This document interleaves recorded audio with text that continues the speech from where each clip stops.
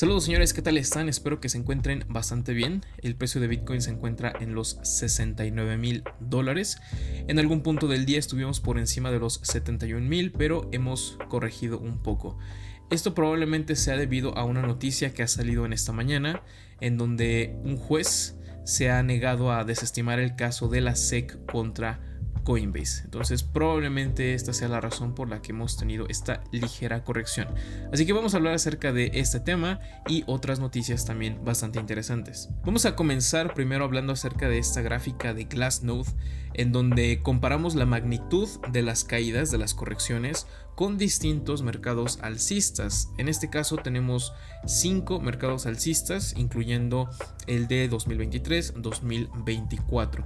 Entonces, en la parte superior del lado derecho, en esta parte más bien, lo que quiero que noten es que la magnitud de las caídas, la magnitud de las correcciones que hemos tenido en este ciclo han sido de mucha menor magnitud comparado, por ejemplo, con el año 2020, 2021, 2016, 2017 y 2012, 2013.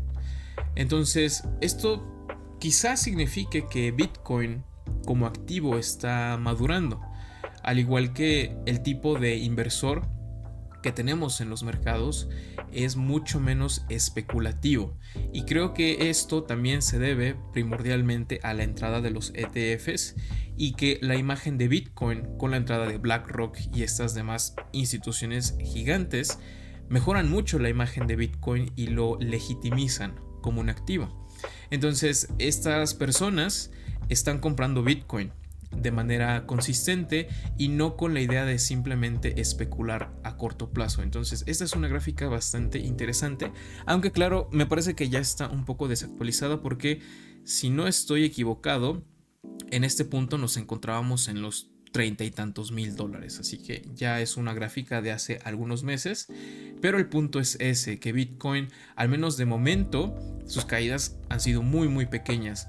En mercados alcistas anteriores podíamos ver correcciones de incluso hasta un 30%, a veces hasta más de eso, pero por ahora ni siquiera nos hemos acercado a una corrección de ese tipo. Y el día de ayer fue un día muy bueno para estos ETFs, puesto que tuvieron una entrada neta de prácticamente 6,000 Bitcoin. Por supuesto, Grayscale continúa vendiendo, aunque el día de ayer no fue una venta tan grande como en ocasiones anteriores, únicamente se deshicieron de 3,000 Bitcoin. Algo interesante es que las entradas en Fidelity han estado aumentando considerablemente. El día de ayer tuvieron una entrada por 4,000 Bitcoin y BlackRock tuvo una entrada por 2,300 Bitcoin. Así que fue un día bastante bueno para estos ETFs. De modo que con la entrada que tuvimos el día de ayer, recuperamos prácticamente la mitad de las salidas que tuvimos la semana pasada, en tan solo un día. Creo que esta gráfica está mal porque esta data es del día martes y me falta la del día lunes, que también fue un día positivo, pero fue por muy poco, fueron solamente 400 Bitcoin si no estoy equivocado. Entonces me falta aquí el día lunes, pero bueno, en tan solo un día logramos recuperar la mitad de esas salidas. Todavía hay trabajo por hacer, pero seguramente tarde o temprano terminaremos recuperando todo eso que salió. Y en los últimos 30 días, 60,000 Bitcoin han salido de la casa de intercambio Coinbase, reduciendo su balance a 327,000 Bitcoin. Este es el balance más bajo que han tenido en 9 años. Y claro, en estos 9 años se han minado muchos Bitcoin. Así que hay más Bitcoin ahora que hace 9 años, pero aún así estamos en ese nivel. Así que es muy interesante. Nunca habíamos entrado a un mercado alcista con gente sacando su Bitcoin de las casas de intercambio. Entonces va a ser muy interesante observar cómo es que esto va a desenlazarse.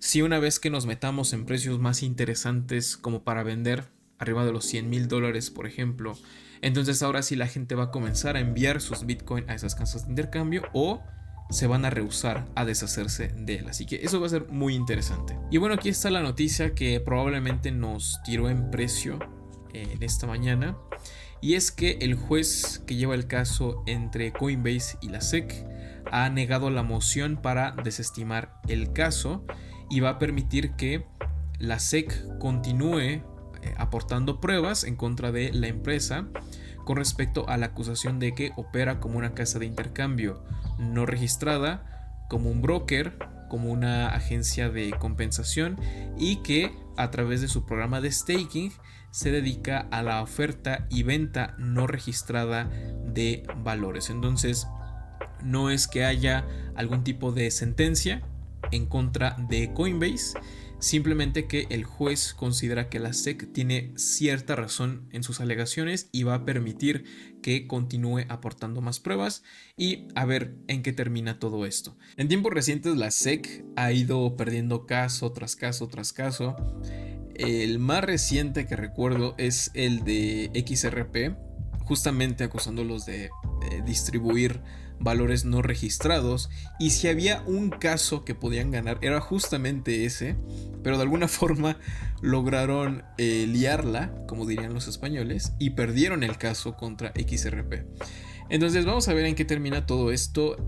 Coinbase dice que ellos han estado trabajando hombro a hombro con la SEC y que les han preguntado para ellos qué es un valor no registrado o un security, pero que no les dicen nada. Entonces a ver en qué termina todo esto, o si es que Gary Gensler se va a llevar otra pérdida a su casa. Y bueno, hablando de pérdidas, el dólar estadounidense ha perdido el 25% de su poder adquisitivo desde enero del 2020, hace tan solo 4 años.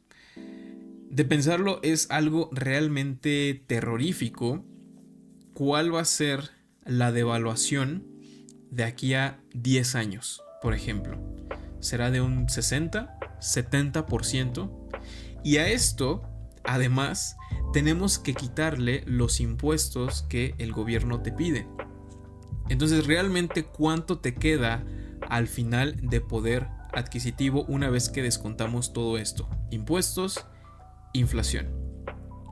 Es una situación complicada y es todavía peor si vives en un país en donde no se utilizan los dólares. Recordemos que el dólar, y probablemente voy a sonar repetitivo, es la divisa con mejor desempeño de los últimos 100 años y a pesar de eso se ha devaluado un 99.9%. Pero las demás divisas se devalúan contra el dólar. Entonces este proceso de devaluación es incluso todavía más acelerado en otras divisas. Y esa es la razón por la que los ricos son cada vez más ricos y los pobres son cada vez más pobres. Porque los ricos tienen activos que por lo menos se mantienen al paso de la inflación. Idealmente la rebasan. Si eres una persona que invierte en Bitcoin, le has ganado por muchísimo a la inflación en estos últimos 4 años. Y los pobres, por desgracia, no tienen activos y no pueden mantenerse al ritmo de la inflación y su poder adquisitivo se va diluyendo conforme pasa el tiempo. Así que no ahorren en dólares, no ahorren en pesos porque es literalmente dispararse en el pie. Al menos para mí la opción es Bitcoin, creo que tiene todo el sentido del mundo y que es la solución, pero a ti no puedo decirte en qué deberías invertir tu dinero, así que debes decidir y por favor hazlo para poder protegerte de la inflación. Aquí tenemos una publicación de Reddit que dice lo siguiente: Bitcoin en 10 años, 2034. La recompensa actual es de 6.25 Bitcoin. En 10 años esto será de 0.78 Bitcoin. Este es el equivalente a pasar de 900 Bitcoin nuevos minados cada día a 112.5. En 10 años el déficit de los gobiernos muy probablemente estará en máximos históricos como resultado de poblaciones envejeciendo y menos trabajadores debido a menos nacimientos. Además de aumentar impuestos significativamente, la única opción será imprimir más dinero. No quiero especular sobre el precio en 10 años, puesto que no tengo idea de cuál será la divisa en la que será denominado en los próximos 10 años. Pero si Bitcoin es riesgoso, odiaría imaginar en 10 años qué tan riesgoso será no tener Bitcoin. Señores, muchas gracias por haber visto este video, espero que les haya gustado. Si es así, déjenme un like y suscríbanse al canal. Nos veremos en el próximo video, que tengan un excelente día, hasta luego.